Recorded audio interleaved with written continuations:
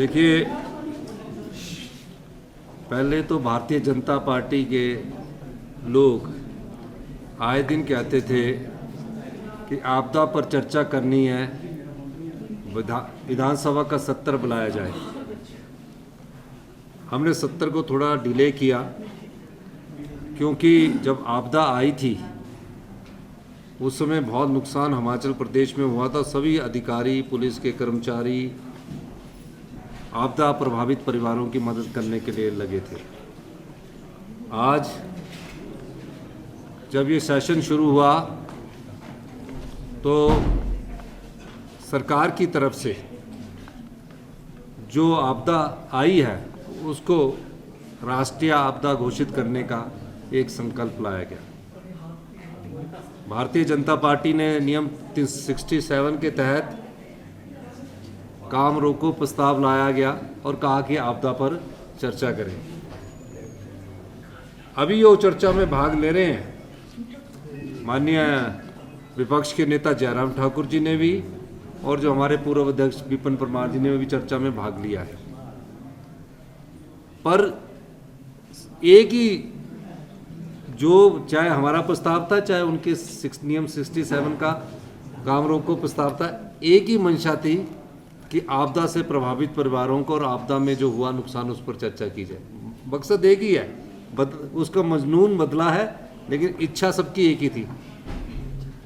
उन्होंने देखा कि हमें अखबार की सुर्खियों में कैसे रहना है, तो उन्होंने कहा कि हमारे पास जो आपदा प्रभावित परिवार है, हमने तो कुछ किया नहीं है, और जब हमने कुछ किया नहीं है तो हम एक अखबार की सुर्खियों में रहने के लिए कुछ समय के लिए नारे लगाते हुए बाहर गए, और उसके बाद वो दोबारा चर्चा में भाग लेने के लिए आ गए। अच्छी बात है, हमने उनका भी अब आदर किया कि आप चर्चा में भाग ले रहे। उद्देश्य क्या है?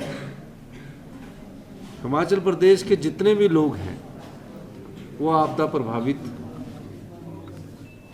काफ़ी समय से आपदा प्रभावित परिवारों से संबंधित जो लोग हैं, हमारी सरकार उनको मदद कर रही है।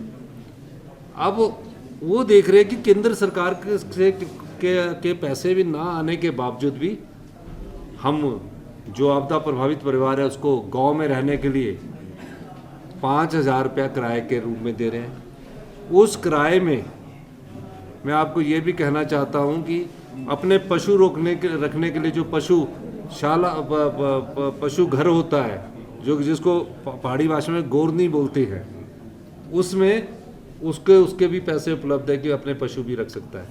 शहरों में हमने 10,000 रुपये तक की लिमिट रख दी है। उसके अलावा हमने उनको गैस का चूल्हा, गैस का सिलेंडर, 20 किलो आटा, 15 किलो चावल, ये सब उपलब्ध करवा दिया है। और जो अभी अपने रिश्तेदारों के पास भी रह रहे हैं, हम उसमें भी अभी उनको भी इसमें अलाउ करने जा रहे हैं। अब जब वो केंद्र सरकार से मदद की बात कर रहे हैं, हम पूछ रहे हैं कि बताओ तो सही कि केंद्र सरकार ने क्या मदद की है, तो गिना देते हैं। जो जुलाई में हमारी जो किस्त आनी है उसको गिना देते हैं, और जो दिसंबर में आनी है उसको एडवांस कर दिया, उसको गिना देते हैं। अभी पिछले दिनों ही 315 करोड़ में से 189 करोड़ आया, उसको गिना देते हैं। कोई स्पेशल रिलीफ पैकेज नहीं आया है और ना ही इसको राष्ट्रीय आपदा घोषित कर रहे हैं।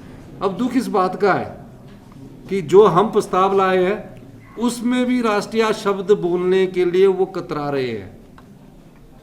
स्पेशल रिलीफ पैकेज के लिए भी ये शब्द कतरा रहे हैं।